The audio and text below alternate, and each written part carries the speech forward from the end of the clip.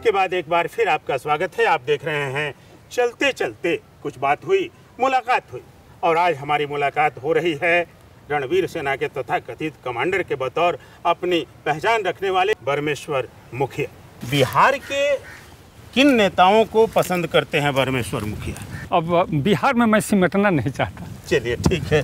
हमारा नरेंद्र मोदी के पास देश की नेतृत्व दी जाए तो मुझे विश्वास है कि देश गोलबंद हो जाए और फौलादी तेवर देश में आएगा। लेकिन ऐसे में परमेश्वर मुखिया को कहे कि ये भाजपा के विचारधारा के लग रहे हैं। भाजपा नहीं, भाजपा का सवाल छोड़ना, क्योंकि नरेंद्र मोदी हार्डकोर मैं शुरू से आरएसएस के माने जाते हैं। मैं तो समझता हूं कि मैं नरेंद्र मोदी से भी 2 डेग आगे हूं, राष्ट्रवादी हूं, कट्टर राष्ट्रवादी हूं। यदि राष्ट्र के विरुद्ध में यदि एक शब्द हो तो मन करता है कि उसका सर कत्ल कर दो। इतना मैं ताकत चाहता हूं कि हमारे भारत माँ है, हमारा भारत माँ के विरुद्ध अब कोई षड्यंत्र करे और मैं तमाशा देखते रहूं। चलिए एक थोड़ी सी बात करेंगे। चलिए आप तो पहुंच गए गुजरात, लेकिन बिहार के 3 प्रमुख नेता रहे हैं। हम परमेश्वर मुखिया से सिर्फ ये जानना चाहेंगे कि उनकी सबसे उनमें कमजोरियां अगर हैं तो कोई एक खूबी नज़र आती है? जैसे लालू प्रसाद को आपने रिजेक्ट कर दिया, लेकिन कोई एक ऐसी खूबी लालू प्रसाद की बताएंगे कि अगर ये खूबी थी उस इंसान में, अगर ऐसा किया होता तो तस्वीर बदल सकती थी? लालू जी यदि ये सब गुंडे तत्वों अपराधियों का संरक्षण नहीं दिया होता, राजधर्म का निर्वाह करता, तो उनके प्रति हमारी कोई नहीं। उनकी अंदर विशेषता क्या थी ऐसी, कोई खास ऐसा जो कौन था आपको लगता कि ये इस आदमी में था, क्या कमाल की चीज़ थी, ये अगर डेवलप हुआ होता तो बहुत आगे जाता ये हम सूबा?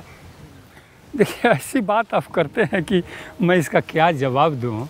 और मान लिया जाए कि बहुत लड़की सुंदर है लेकिन एक आँख का कान है, सब काम गड़बड़ हो गया। चलिए तो हम पूछते हैं कि अब उसमें जब मेन तत्व यही राजधर्म का जो पालन करे, उसमें फिर कौन हम खूबी ढूंढे? दूसरे नंबर पर आते हैं, मान लीजिए रामविलास पासवान। रामविलास पासवान की क्या ऐसी एक खासियत और क्या उनकी खराबी? देखिए, 2 मुहापन बात करना, तुष्टीकरण की नीति अपनाना उनकी खामी रही है। हाँ, थोड़ा सा ठंडे विचार रखते हैं, ये उनकी खूबी कही जाएगी, नहीं तो 2 मुहा हैं वो। नीतीश कुमार जिनके हाथ में फिलहाल बिहार की बागडोर है, उनकी कोई एक विशेषता और उनकी क्या खराबी देखते हैं? नीतीश जी विकासोन्मुख पुरुष हैं, उनके हृदय में ये सोच है कि बिहार डेवलप करे, लेकिन कुछ नीतियाँ ये भी कुछ तुष्टीकरण की भाषा में रहते हैं। एक और सवाल बनता है कि अगर जेडीयू के तरफ से आपको निमंत्रण मिले कि आप आइए और जेडीयू ज्वाइन कीजिए, और बीजेपी की तरफ से भी निमंत्रण मिले और कहा जाए कि आइए बीजेपी ज्वाइन कीजिए, तो परमेश्वर मुखिया कौन सा दल ज्वाइन कर? मैं किसी दल में ज्वाइन नहीं करूंगा। लेकिन जेडीयू और बीजेपी में अगर तुलना करने की बात हुई तो मैं दोनों में किसी दल में मैं ज्वाइन नहीं करूंगा। चलिए, इसलिए कि मैं पचूंगा ही नहीं किसी पार्टी में। पचूंगा ही नहीं, कभी नहीं पचूंगा। हाँ। आपसे हम सीधे तौर पर 4 सवाल करेंगे और उन 4 सवालों के सीधे आपको जवाब देने होंगे। छोटे सवाल होंगे, जाहिर तौर पर जवाब भी छोटे होने चाहिए। ठीक। कौन सा ऐसा नेता है जिसके प्रति, चाहे वह आज़ाद भारत यानी आज़ादी के पहले का नेता हो, आज़ादी के बाद का नेता हो, किस नेता को परमेश्वर मुखिया को सैल्यूट करने को जी चाहता है? मुझे सुभाष चंद्र बोस को सैल्यूट करने का विचार करता है, लेकिन उसके बाद जो थे वो सरदार वल्लभ भाई पटेल हमारे आदर्श थे। क्या बात। चलते चलते दूसरा सवाल। परमेश्वर मुखिया को साहित्य, कविताई, ये सब से भी लगाव है? जरूर। मैं तो विद्यार्थी, साइंस का था विद्यार्थी, लेकिन फिर भी मैं थोड़ा सा ये सब पढ़ता था। रामधारी सिंह दिनकर थे, मैथिली शरण गुप्त थे। तो आपका प्रिय साहित्यकार कौन है? ये दोनों हैं। अब किनको बड़ा मानो, किनको छोटा मानो, मुझे समझ है दिनकर जी और मैथिली शरण गुप्त। चलते चलते तीसरा सवाल। परमेश्वर मुखिया के हाथ में अगर कमान आ जाए इस सूबे की, तो कौन सा ऐसा पहला एजेंडा वो लागू करना चाहेंगे स्टेट में? कौन सी ऐसी घोषणा करना चाहेंगे जिससे लगे कि साहब इस एक घोषणा से तस्वीर बदल सकती है? निश्चित।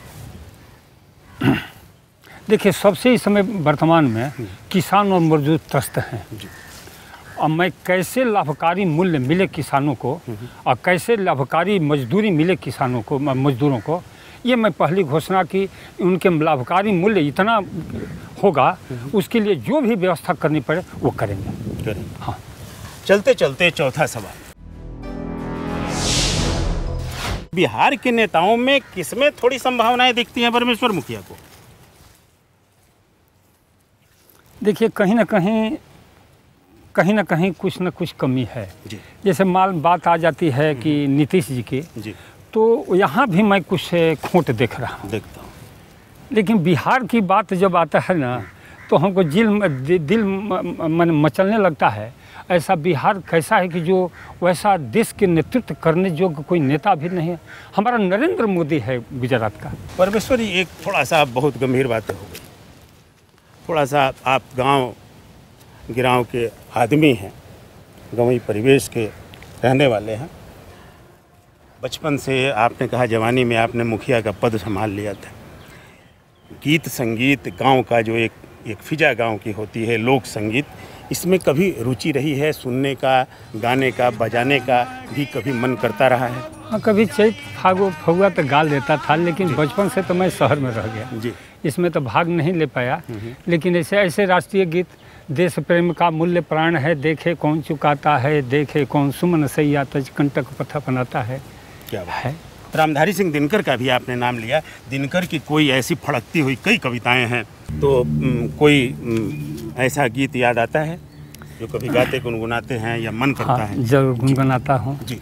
जैसे शपथ लेना तो सरल है, पर निभाना ही कठिन है, साधना का पथ कठिन है, साधना का पथ कठिन है।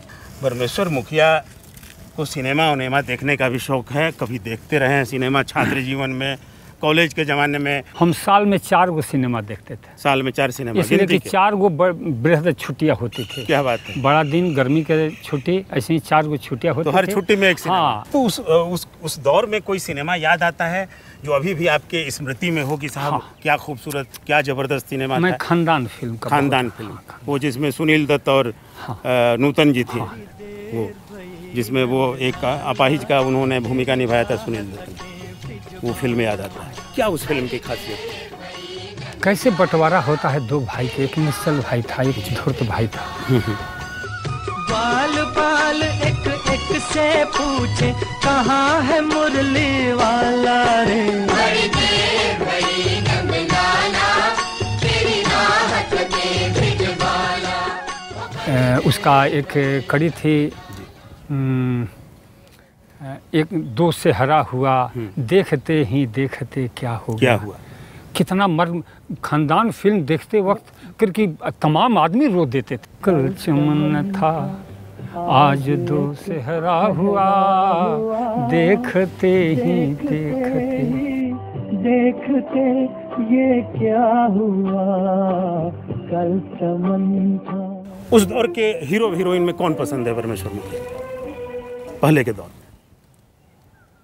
उस समय के जी, हीरोइन में तो जरूर नूतन तनी अच्छा लगे। अच्छे थे। हाँ, उनकी भूमिका बहुत सराहनीय थी। हाँ, उस समय बैजयंती माला भी उस समय थे। तो कोई बैजयंती माला नूतन पर पिक्चराइज कोई गीत याद आता है उस समय, उस मिजाज में? उस समय, अरे उस समय बैजयंती माला संगम में थी। संगम में, तो उसमें वो गाना था बोल राधा, कैसे था उसको थोड़ा सा याद? बोल राधा बोल संगम कैसे होगा कि नहीं?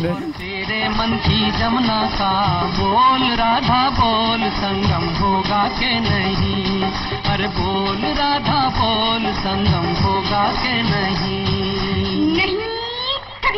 ये अलग अलग मन है। परमेश्वर मुखिया का मन कुछ और कहता है, समाज का मन अपनी गति से कुछ और दिशा की ओर जा रहा है, राजनीति का मन कुछ और कहता है, नेताओं का मन कुछ और कहता है, लड़ाई कहीं ना कहीं चल रही है। ऐसे में संगम होगा क्या? 2 विचारधाराओं का संगम होगा क्या?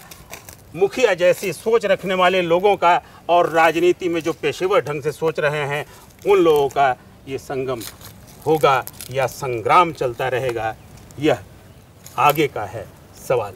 फिलहाल परमेश्वर मुखिया जी, आप हमारे साथ चलते चलते में इतनी देर साथ रहे, बहुत बहुत आपका शुक्रिया और धन्यवाद। धन्यवाद। तो ये थे रणवीर सेना के तथा कथित कमांडर के तौर पर जाने जाने वाले, लेकिन अपनी सोच, अपनी विचारधारा को लेकर के अपने तरीके के सपने बुनने वाले परमेश्वर मुखी।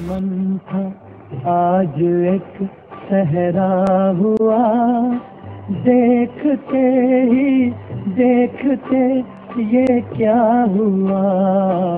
कल चमन था, आज एक सहरा हुआ, देखते ही देखते ये क्या हुआ। कल चमन था।